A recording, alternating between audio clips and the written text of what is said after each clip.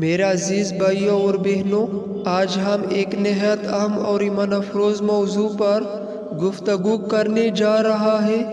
اکثر لوگ یہ سوال کرتے ہیں کہ یہ زلزلے کیوں آتے ہیں، یہ بڑے بڑے سیلاب کیوں آتے ہیں، خاص طور پر مسلمانوں پر ہی کیوں آتے ہیں؟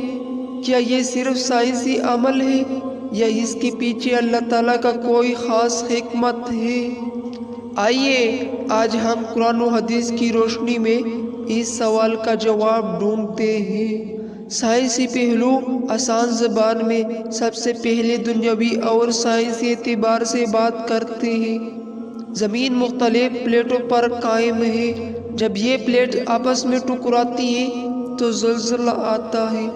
بارش جب ضرورت سے زیادہ ہو جائے یا دریائے کی بہاؤ میں رکاوٹ پیدا ہو جائے تو سیلاب آتا ہے۔ یہ ایک ظاہری وجہ ہے، لیکن سوال یہ ہے کہ اللہ تعالیٰ نے ایسا نظام ہی کیوں بنایا جس کے نتیجے میں انسان کو نقصان پہنچاتا ہے؟ یہی اصل نقطہ ہے جو ہمیں قرآن و حدیث کی سمجھنا ہوگا۔ قرآن مجید کی تعلیمات، اللہ تعالیٰ قرآن میں فرماتا ہے، ترجمہ: تمہیں جو مصیبت پہنچتی ہے وہ تمہارے اپنے اعمال کی وجہ سے ہے، اور اللہ بہت کچھ معاف فرما دیتا ہے۔ یعنی مصیبتیں اندھی نہیں ہوتے بلکہ یہ ہمارے اعمال کا نتیجہ بھی ہوتی ہے۔ سیلاب اور زلزلے کیوں آتے؟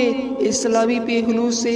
نمبر 1، انسان جب دنیا میں غفلت اختیار کرتا ہے، نماز چھوڑ دیتا ہے، سود اور حرام کمائی میں لگ جاتا ہے، بے حیائی عام ہو جاتی ہے، تو اللہ تعالیٰ اپنی مخلوق کو جگانے کے لیے ایسی آفات بھیجتا ہے۔ یہ اس کی رحمت بھی ہے کہ ہمیں آخرت سے پہلے خبردار کر دیا جائے۔ نمبر 2، گناہوں کا کفارہ۔ رسول اللہ صلی اللہ علیہ وسلم نے فرمایا، مومن کو جو بھی تکلیف پہنچتی ہے، یہاں تک کہ اگر کانٹا بھی چبھ جائے، اللہ تعالیٰ اس کے ذریعے بھی اس کا گناہ معاف فرما دیتا ہے۔ یعنی اگر کسی مومن پر زلزلے یا سیلاب کی مصیبت آ جائے تو نقصان نہیں بلکہ گناہوں کی معافی کا سبب بھی بن سکتی ہے۔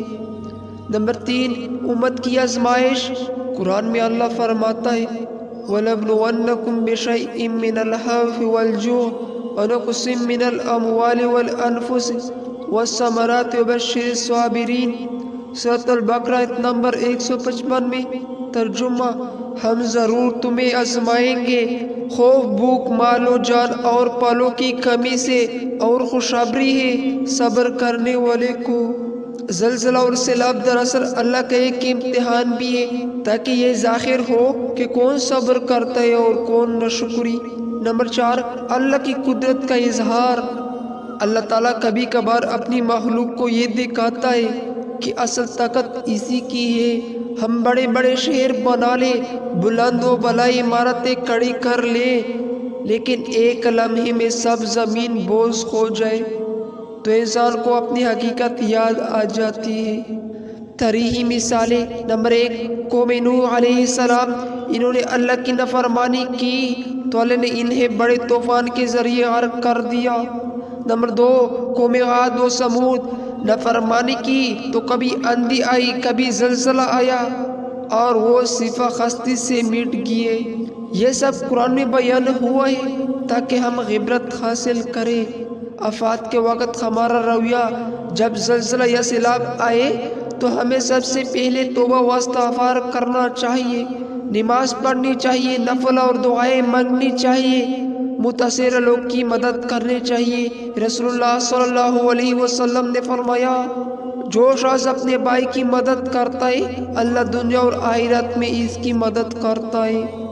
صبر کرنا چاہیے کیونکہ صبر کرنے والے کے لیے اللہ نے جنت کی خوشخبری دی ہے۔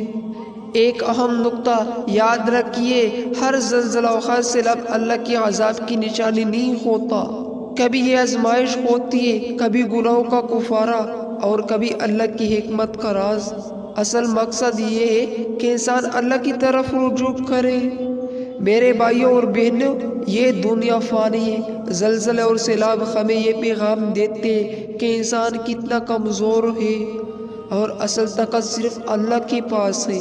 لہٰذا ہمیں چاہیے کہ ہم اپنی زندگی کو قرآن و سنت کے مطابق بنائیں، گناہوں سے بچائیں اور خال خال میں اللہ کی طرف رجوع کریں۔